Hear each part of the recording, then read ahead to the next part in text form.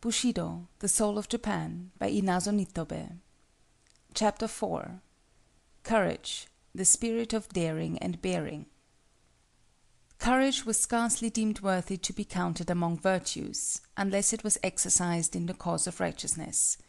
In his Analects, Confucius defines courage by explaining, as is often his wont, what its negative is.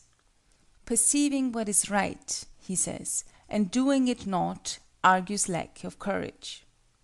Put this epigram into a positive statement, and it runs, courage is doing what is right. To run all kinds of hazards, to jeopardize one's self, to rush into the jaws of death, these are too often identified with valor, and in the profession of arms such rashness of conduct, what Shakespeare calls valor misbegot, is unjustly applauded, but not so in the precepts of knighthood. Death for a cause unworthy of dying for was called a dog's death. To rush into the thick of battle and to be slain in it, says a prince of Mito, is easy enough, and the merest churl is equal to the task, but, he continues, it is true courage to live when it is right to live, and to die only when it is right to die. And yet the prince had not even heard of the name of Plato, who defines courage as the knowledge of things that a man should fear, and that he should not fear. A distinction which is made in the West between moral and physical courage has long been recognized among us. What samurai youth has not heard of great valor and the valor of a villain? Valor, fortitude, bravery, fearlessness, courage, being the qualities of soul which appeal most easily to juvenile minds, and which can be trained by exercise and example, were, so to speak, the most popular virtues, early emulated among the youth.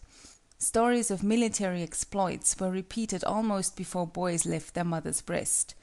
Does a little booby cry for any ache? The mother scolds him in this fashion. What a coward to cry for a trifling pain! What will you do when your arm is cut off in battle? What when you are called upon to commit harakiri? We all know the pathetic fortitude of a famished little boy prince of Sendai, who in the drama is made to say to his little page, "Seest thou those shiny sparrows in the nest, how their yellow beaks are opened wide, and now see! There comes their mother with worms to feed them. How eagerly and happily the little ones eat! But for a samurai, when his stomach is empty, it is a disgrace to feel hunger." Anecdotes of fortitude and bravery abound in nursery tales, though stories of this kind are not by any means the only method of early imbuing the spirit with daring and fearlessness. Parents, with sternness sometimes verging on cruelty, set their children to tasks that called forth all the pluck that was in them. "Bears hurl their cubs down the gorge," they said. Samurai's sons were led down the steep valleys of hardship, and spurred to Sisyphus-like tasks. Occasional deprivation of food or exposure to cold was considered a highly efficacious test for inuring them to endurance. Children of tender age were sent among utter strangers with some message to deliver, were made to rise before the sun, and before breakfast attend to their reading exercises. Walking to their teacher with bare feet in the cold of winter, they frequently, once or twice a month as on the festival of a god of learning, came together in small groups and passed the night without sleep, in reading aloud by turns. Pilgrimages to all sorts of uncanny places, to execution grounds, to graveyards, to houses reputed to be haunted, were favorite pastimes of the young. In the days when decapitation was public, not only were small boys sent to witness the ghastly scene, but they were made to visit alone the place in the darkness of night, and there to leave a mark of their visit on the trunkless head.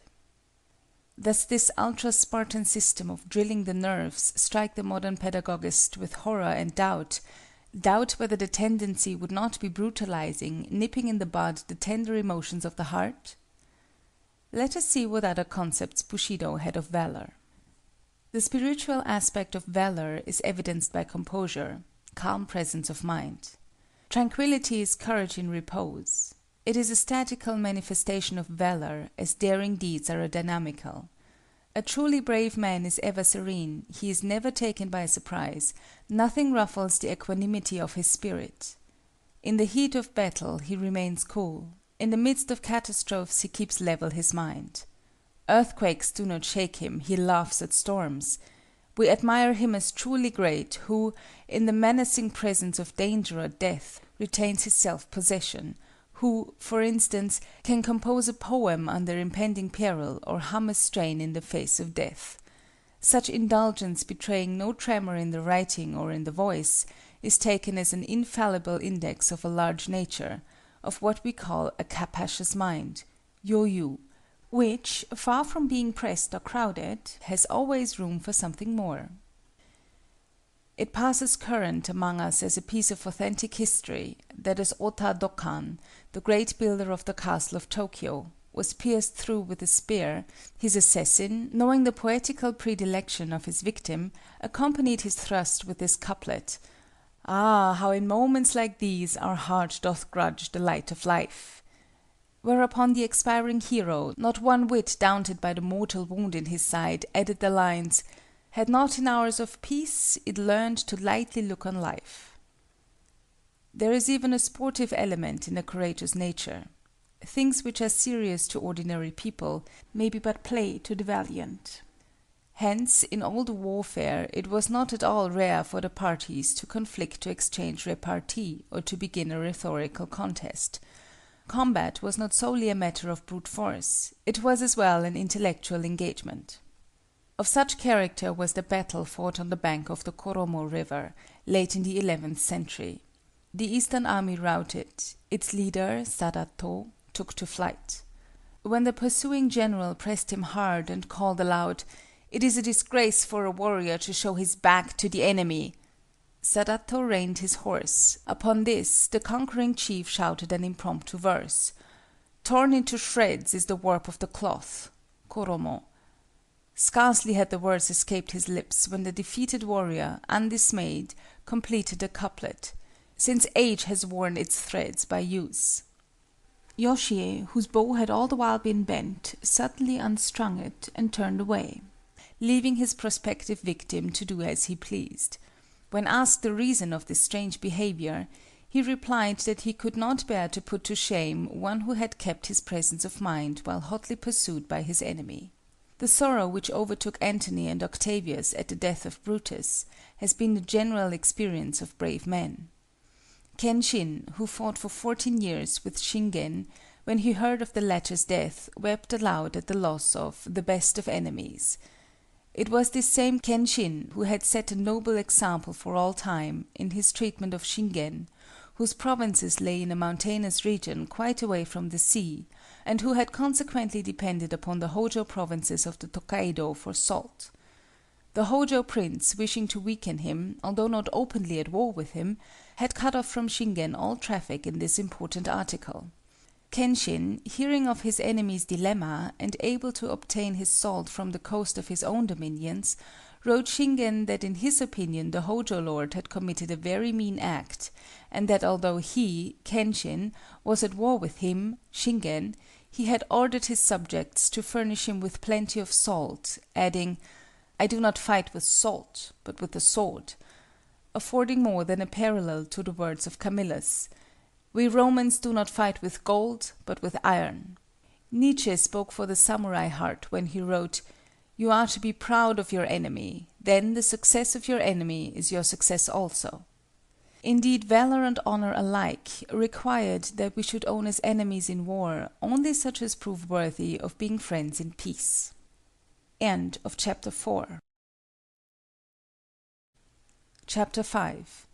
Benevolence, the feeling of distress. When valor attains this height, it becomes akin to benevolence, the feeling of distress, love, magnanimity, affection for others, sympathy and pity, which were ever recognized to be supreme virtues, the highest of all the attributes of the human soul. Benevolence was deemed a princely virtue in a twofold sense. Princely among the manifold attributes of a noble spirit, princely as particularly befitting a princely profession. We needed no Shakespeare to feel, though perhaps, like the rest of the world, we needed him to express it, that mercy became a monarch better than his crown, that it was above his sceptred sway. How often both Confucius and Mencius repeat the highest requirement of the ruler of men to consist in benevolence. Confucius would say, "Let but a prince cultivate virtue, people will flock to him. With people will come to him lands. Lands will bring forth for him wealth. Wealth will give him the benefit of right uses. Virtue is the root, and wealth an outcome." Again, "Never has there been a case of a sovereign loving benevolence, and the people not loving righteousness." Mencius follows close at his heels and says, "Instances are on record where individuals attained to supreme power in a single state, without benevolence, but never have I heard of a whole empire falling into the hands of one who lacked this virtue." Also, "It is impossible that any one should become ruler of the people to whom they have not yielded the subjection of their hearts." Both define this indispensable requirement in a ruler by saying, "Benevolence. Benevolence is man." Under the regime of feudalism, which could easily be perverted into militarism, it was to benevolence that we owed our deliverance from despotism of the worst kind. An utter surrender of life and limb on the part of the governed would have left nothing for the governing but self-will, and this has for its natural consequence the growth of that absolutism so often called Oriental despotism, as though there were no despots of Occidental history. Let it be far from me to uphold despotism of any sort, but it is a mistake to identify feudalism with it. When Frederick the Great wrote that "kings are the first servants of the state," jurists thought rightly that a new era was reached in the development of freedom. Strangely coinciding in time, in the backwoods of northwestern Japan, Yozan of Yonezawa made exactly the same declaration, showing that feudalism was not all tyranny and oppression. A feudal prince, although unmindful of owing reciprocal obligations to his vassals, felt a higher sense of responsibility to his ancestors and to heaven. He was a father to his subjects, whom heaven entrusted to his care.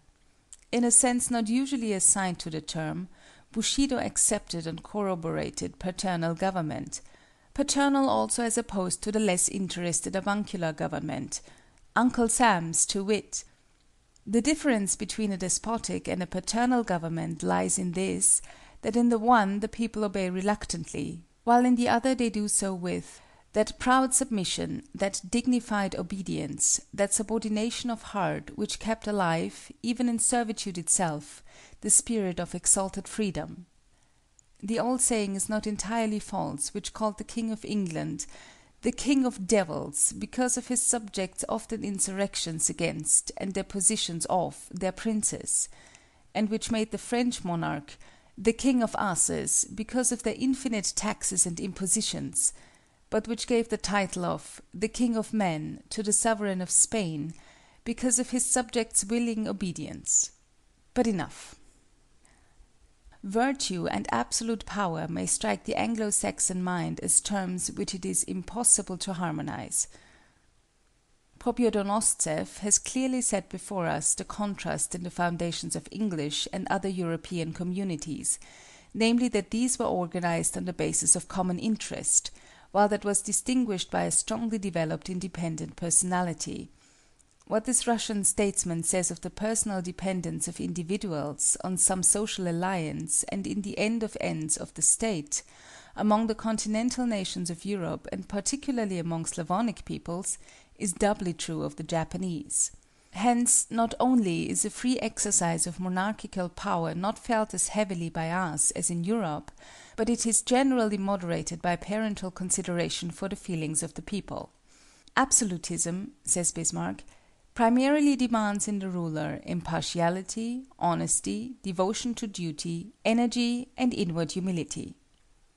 If I may be allowed to make one more quotation on this subject, I will cite from the speech of the German Emperor at Koblenz, in which he spoke of "kingship by the grace of God, with its heavy duties, its tremendous responsibility to the Creator alone, from which no man, no minister, no parliament, can release the monarch."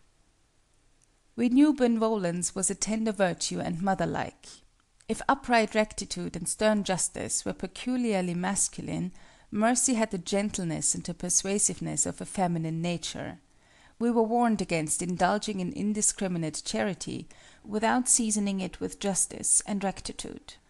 Masamune expressed it well in his oft-quoted aphorism, "Rectitude carried to excess hardens into stiffness, benevolence indulged beyond measure sinks into weakness." Fortunately mercy was not so rare as it was beautiful, for it is universally true that "the bravest are the tenderest, the loving are the daring." Bushi no nasake, the tenderness of a warrior, had a sound which appealed at once to whatever was noble in us. Not that the mercy of a samurai was generically different from the mercy of any other being, but because it implied mercy where mercy was not a blind impulse, but where it recognized due regard to justice, and where mercy did not remain merely a certain state of mind, but where it was backed with power to save or kill. As economists speak of demand as being effectual or ineffectual, similarly we may call the mercy of Bushi effectual, since it implied the power of acting for the good or detriment of the recipient. Priding themselves as they did in their brute strength and privileges to turn it into account, the samurai gave full consent to what Mencius taught concerning the power of love. "Benevolence," he says, "brings under its sway whatever hinders its power, just as water subdues fire. They only doubt the power of water to quench flames who try to extinguish with a cupful a whole burning wagon-load of faggots." He also says that "the feeling of distress is the root of benevolence. Therefore, a benevolent man is ever mindful of those who are suffering and in distress." Thus did Mencius long anticipate Adam Smith, who founds his ethical philosophy on sympathy. It is indeed striking how closely the code of knightly honor of one country coincides with that of others; in other words, how the much abused Oriental ideas of morals find their counterparts in the noblest maxims of European literature. If the well-known lines "He tibi erunt artes, pacisque imponere morem, pacere subjectis, et debellare superbos" were shown a Japanese gentleman, he might readily accuse the Mantuan bard of plagiarizing from the literature of his own country. Benevolence to the weak, the downtrodden or the vanquished, was ever extolled as peculiarly becoming to a samurai. Lovers of Japanese art must be familiar with the representation of a priest riding backwards on a cow. The rider was once a warrior who in his day made his name a byword of terror. In that terrible battle of Sumano-ura, 1184 Anno Domini, which was one of the most decisive in our history, he overtook an enemy and in single combat had him in the clutch of his gigantic arms. Now the etiquette of war required that on such occasions no blood should be spilt, unless the weaker party proved to be a man of rank or ability equal to that of the stronger. The grim combatant would have the name of the man under him, but he refusing to make it known, his helmet was ruthlessly torn off, when the sight of a juvenile face, fair and beardless, made the astonished knight relax his hold. Helping the youth to his feet, in paternal tones he bade the stripling go. "Off, young prince, to thy mother's side. The sword of Kumagaye shall never be tarnished by a drop of thy blood. Haste and flee o'er yon pass before thy enemies come in sight." The young warrior refused to go and begged Kumagaye for the honor of both to dispatch him on the spot. Above the hoary head of the veteran gleams the cold blade, which many a time before has sundered the cords of life, but his stout heart quails. There flashes athwart his mental eye the vision of his own boy, who this selfsame day marched to the sound of bugle to try his maiden arms. The strong hand of the warrior quivers. Again he begs his victim to flee for his life. Finding all his entreaties vain and hearing the approaching steps of his comrades, he exclaims, "If thou art overtaken, thou mayest fall at a more ignoble hand than mine. O thou Infinite, receive his soul!" In an instant the sword flashes in the air, and when it falls it is red with adolescent blood. When the war is ended, we find our soldier returning in triumph, but little cares he now for honor or fame. He renounces his warlike career, shaves his head, dons a priestly garb, devotes the rest of his days to holy pilgrimage, never turning his back to the west, where lies the paradise whence salvation comes and whither the sun hastes daily for his rest. Critics may point out flaws in this story, which is casuistically vulnerable. Let it be. All the same, it shows that tenderness, pity, and love were traits which adorned the most sanguinary exploits of the samurai. It was an old maxim among them that "it becometh not the fowler to slay the bird which takes refuge in his bosom." This in a large measure explains why the Red Cross movement, considered peculiarly Christian, so readily found a firm footing among us. For decades before we heard of the Geneva Convention, Bakin, our greatest novelist, has familiarized us with the medical treatment of a fallen foe.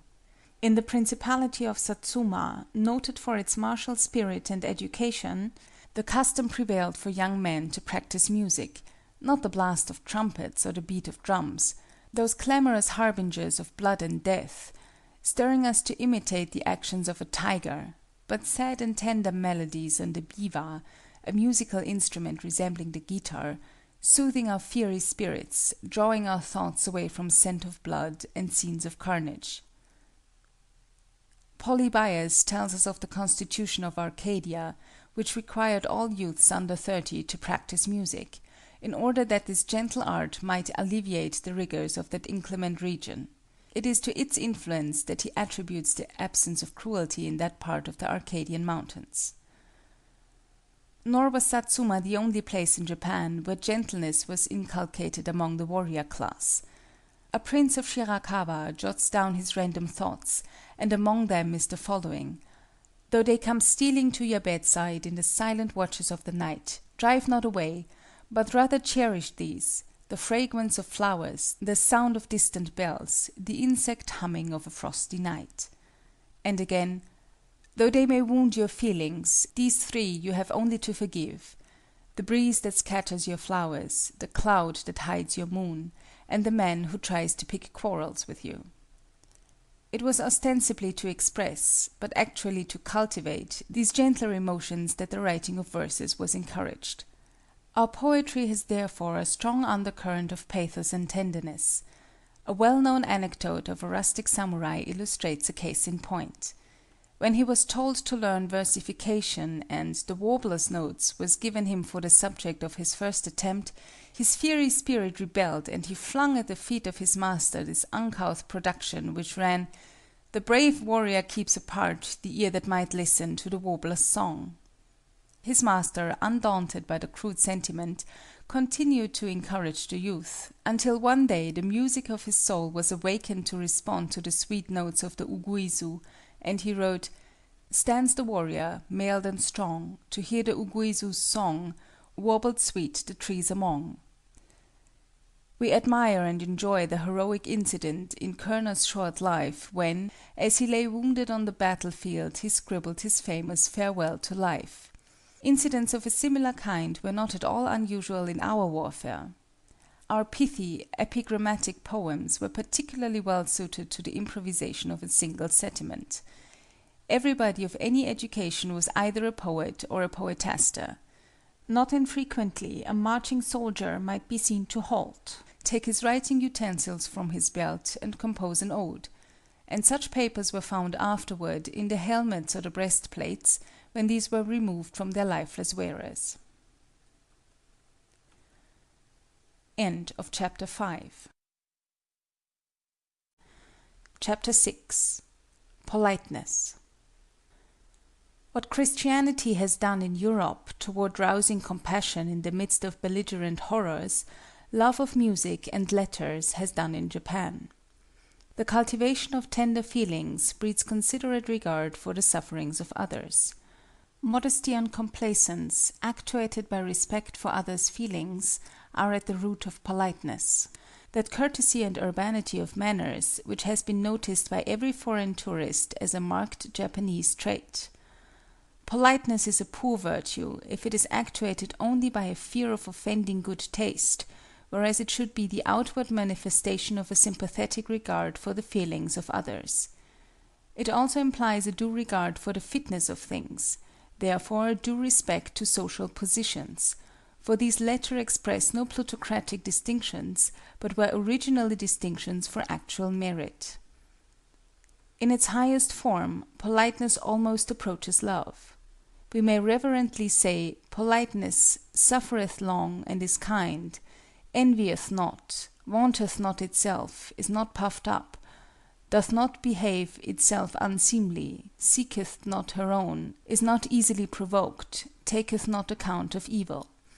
Is it any wonder that Professor Dean, in speaking of the 6 elements of humanity, accords to politeness an exalted position, inasmuch as it is the ripest fruit of social intercourse? While thus extolling politeness, far be it from me to put it in the front rank of virtues. If we analyze it, we shall find it correlated with other virtues of a higher order, for what virtue stands alone? While, or rather because, it was exalted as peculiar to the profession of arms, and as such esteemed in a degree higher than its deserts, there came into existence its counterfeits. Confucius himself has repeatedly taught that external appurtenances are as little a part of propriety as sounds are of music. When propriety was elevated to the sine qua non of social intercourse, it was only to be expected that an elaborate system of etiquette should come into vogue to train youth in correct social behavior. How one must bow in accosting others, how we must walk and sit, were taught and learned with utmost care. Table manners grew to be a science. Tea serving and drinking were raised to a ceremony. A man of education is, of course, expected to be master of all these. Very fitly does Mr. Veblen, in his interesting book, Theory of the Leisure Class, call decorum a product and an exponent of the leisure class life. I have heard slighting remarks made by Europeans upon our elaborate discipline of politeness. It has been criticized as absorbing too much of our thought, and insofar a folly to observe strict obedience to it. I admit that there may be unnecessary niceties in ceremonious etiquette, but whether it partakes as much of folly as the adherence to ever-changing fashions of the West, is a question not very clear to my mind. Even fashions I do not consider solely as freaks of vanity; on the contrary, I look upon these as a ceaseless search of the human mind for the beautiful. Much less do I consider elaborate ceremony as altogether trivial, for it denotes the result of long observation as to the most appropriate method of achieving a certain result. If there is anything to do, there is certainly a best way to do it, and the best way is both the most economical and the most graceful. Mr. Spencer defines grace as the most economical manner of motion. The tea ceremony presents certain definite ways of manipulating a bowl, a spoon, a napkin, etc. To a novice it looks tedious.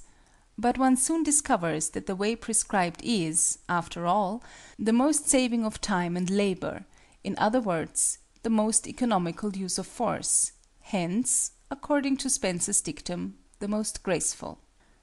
The spiritual significance of social decorum, or I might say, to borrow from the vocabulary of the philosophy of clothes, the spiritual discipline of which etiquette and ceremony are mere outward garments, is out of all proportion to what their appearance warrants us in believing. I might follow the example of Mr. Spencer, and trace in our ceremonial institutions their origins and the moral motives that gave rise to them, but that is not what I shall endeavor to do in this book. It is the moral training involved in strict observance of propriety that I wish to emphasize. I have said that etiquette was elaborated into the finest niceties, so much so that different schools advocating different systems came into existence. But they all united in the ultimate essential, and this was put by a great exponent of the best known school of etiquette, the Ogasawara, in the following terms. The end of all etiquette is to so cultivate your mind that even when you are quietly seated, not the roughest ruffian can dare make onset on your person. It means, in other words, that by constant exercise in correct manners one brings all the parts and faculties of his body into perfect order and into such harmony with itself and its environment as to express the mastery of spirit over the flesh. What a new and deep significance the French word bienséance comes thus to contain! If the premise is true that gracefulness means economy of force, then it follows as a logical sequence that a constant practice of graceful deportment must bring with it a reserve and storage of force. Fine manners, therefore, mean power in repose. When the barbarian Gauls, during the sack of Rome, burst into the assembled Senate and dared pull the beards of the venerable fathers, we think the old gentlemen were to blame, inasmuch as they lacked dignity and strength of manners. Is lofty spiritual attainment really possible through etiquette? Why not? All roads lead to Rome. As an example of how the simplest thing can be made into an art and then become spiritual culture, I may take Cha no Yu, the tea ceremony. Tea sipping as a fine art. Why should it not be? In the children drawing pictures on the sand, or in the savage carving on a rock, was the promise of a Raphael or a Michelangelo. How much more is the drinking of a beverage, which began with the transcendental contemplation of a Hindu anchorite, entitled to develop into a handmaid of religion and morality? That calmness of mind, that serenity of temper, that composure and quietness of demeanor, which are the first essentials of Cha no Yu, are without doubt the first conditions of right thinking and right feeling. The scrupulous cleanliness of the little room, shut off from sight and sound of the madding crowd, is in itself conducive to direct one's thoughts from the world. The bare interior does not engross one's attention like the innumerable pictures and bric-a-brac of a Western parlor. The presence of kakemono, hanging scrolls which may be either paintings or ideograms used for decorative purposes, calls our attention more to grace of design than to beauty of color. The utmost refinement of taste is the object aimed at, whereas anything like display is banished with religious horror. The very fact that it was invented by a contemplative recluse, in a time when wars and the rumors of wars were incessant, is well calculated to show that this institution was more than a pastime. Before entering the quiet precincts of the tea-room, the company assembling to partake of the ceremony laid aside, together with their swords, the ferocity of the battlefield or the cares of government, there to find peace and friendship. Cha no Yu is more than a ceremony. It is a fine art. It is poetry, with articulate gestures for rhythm. It is a modus operandi of soul discipline.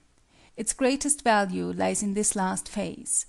Not infrequently the other phases preponderated in the mind of its votaries, but that does not prove that its essence was not of a spiritual nature. Politeness will be a great acquisition if it does not more than impart grace to manners, but its function does not stop here. For propriety, springing as it does from motives of benevolence and modesty, and actuated by tender feelings toward the sensibilities of others, is ever a graceful expression of sympathy. Its requirement is that we should weep with those that weep and rejoice with those that rejoice. Such didactic requirement, when reduced into small everyday details of life, expresses itself in little acts scarcely noticeable, or, if noticed, is, as one missionary lady of 20 years' residence once said to me, awfully funny. You are out in the hot glaring sun with no shade over you. A Japanese acquaintance passes by.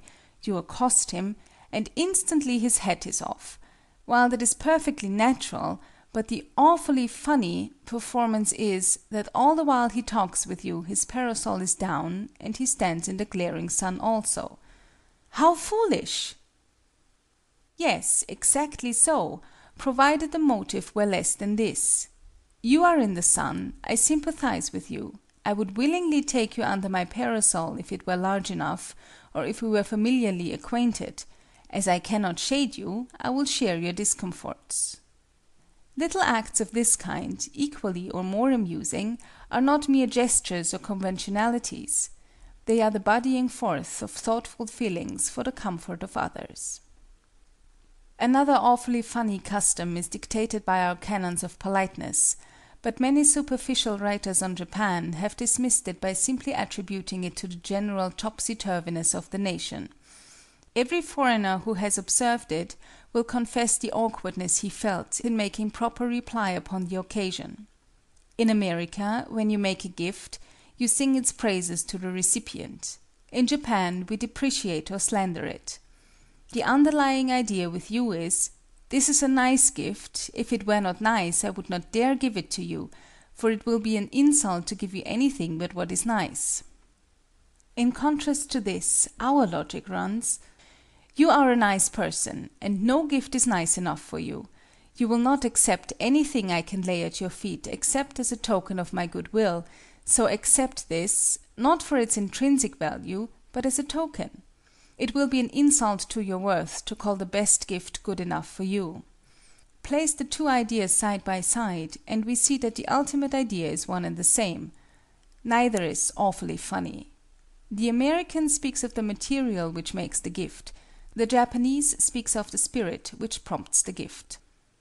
It is perverse reasoning to conclude, because our sense of propriety shows itself in all the smallest ramifications of our deportment, to take the least important of them and uphold it as the type, and pass judgment upon the principle itself. Which is more important, to eat, or to observe rules of propriety about eating? A Chinese sage answers, "If you take a case where the eating is all important, and the observing the rules of propriety is of little importance, and compare them together, why merely say that the eating is of the more importance? Metal is heavier than feathers. But does that saying have reference to a single clasp of metal and a wagon load of feathers? Take a piece of wood a foot thick and raise it above the pinnacle of a temple, none would call it taller than the temple. To the question, which is the more important, to tell the truth or to be polite, the Japanese are said to give an answer diametrically opposite to what the American will say, but I forbear any comment until I come to speak of veracity or truthfulness, without which politeness is a farce and a show. End of chapter 6.